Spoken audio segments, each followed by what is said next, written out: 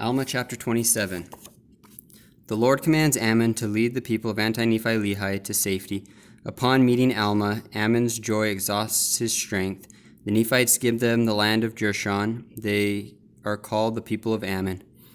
Now it came to pass that when those Lamanites who had gone to war against the Nephites had found, after their many struggles to destroy them, that it was in vain to seek their destruction, they returned again to the land of Nephi.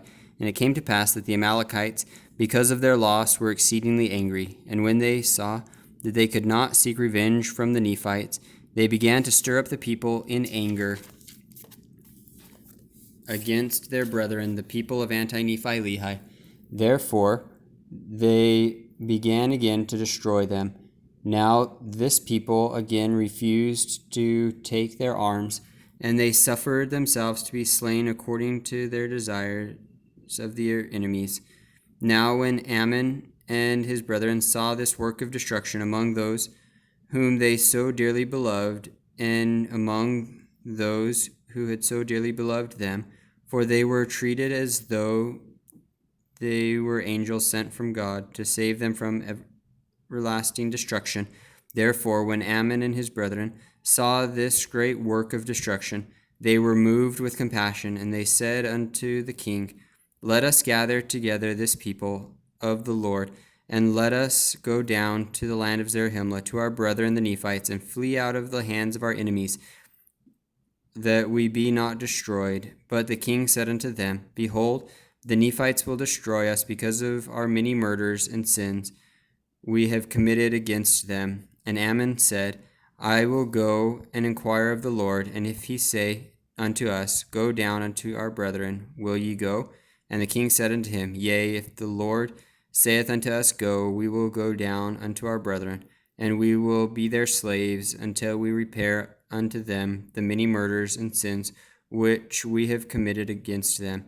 But Ammon said unto him, It is against the law of our brethren, which was established by my father, that there should be any slaves among them. Therefore let us go down and rely upon the mercies of our brethren. But the king said unto him, Inquire of the Lord, and if he saith unto us, Go, we will go, otherwise we will perish in the land. And it came to pass that Ammon went and inquired of the Lord, and the Lord said unto him, Get this people out of this land, that they perish not, for Satan has great hold on the hearts of the Amalekites, who do stir up the Lamanites to anger against their brethren to slay them. Therefore get thee out of this land, and blessed are this people in this generation, for I will preserve them. And now it came to pass that Ammon went and told the king all the words which the Lord had said unto him. And they gathered together all their people, yea, all the people of the Lord, and did gather together all their flocks and herds, and departed out of the land, and came into the wilderness which divided the land of Nephi from the land of Zarahemla, and came over near the borders of the land. And it came to pass that Ammon said unto them, Behold, I and my brethren will go forth into the land of Zarahemla, and ye shall remain here until we return, and we will try the hearts of our brethren, whither they will that ye shall come into their land. And it came to pass that as Ammon was going forth into the land, that he and his brethren met Alma over in the place of which has been spoken, and behold, this was a joyful meeting. Now the joy of Ammon was so great, even that he was full, yea, he was swollen up in the joy of God, even to the exhausting of his strength, and he fell again to the earth.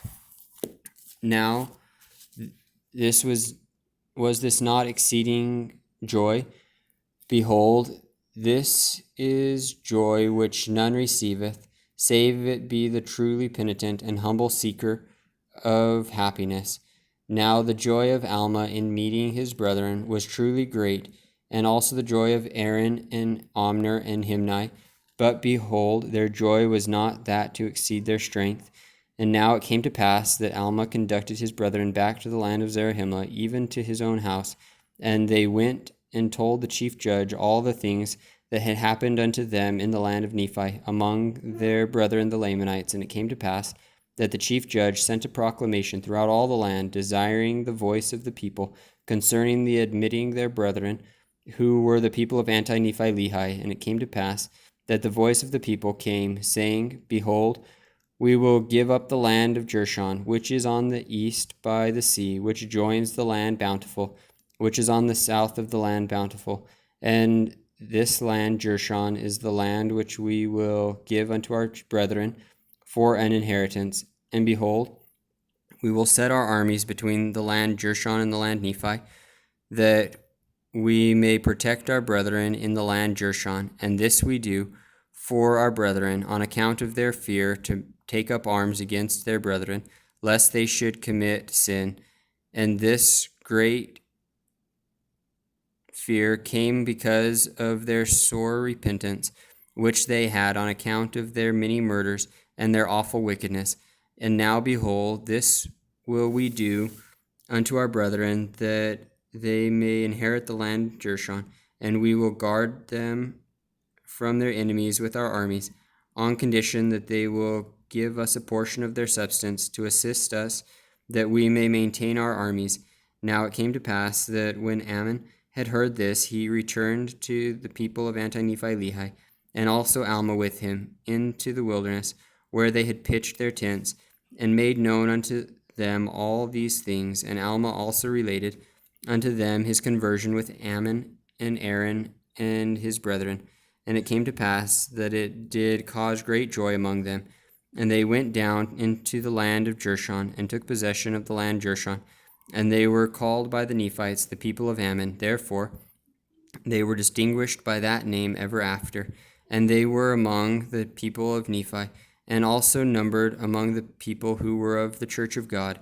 And they were also distinguished for their zeal towards God, and also towards men, for they were perfectly honest and upright in all things, and they were firm in the faith of Christ, even unto the end. And they did look upon shedding the blood of their brethren with the greatest abhorrence, and they could never be prevailed upon to take up arms against their brethren. And they never did look upon death with any degree of terror, for their hope and views of Christ and the resurrection. Therefore death was swallowed up to them by the victory of Christ over it. Therefore they would suffer death in the most aggravating and distressing manner which could be inflicted by their brethren, before they would take the sword or scimitar to smite them. And thus they were a zealous and a beloved people, and highly favored people of the Lord.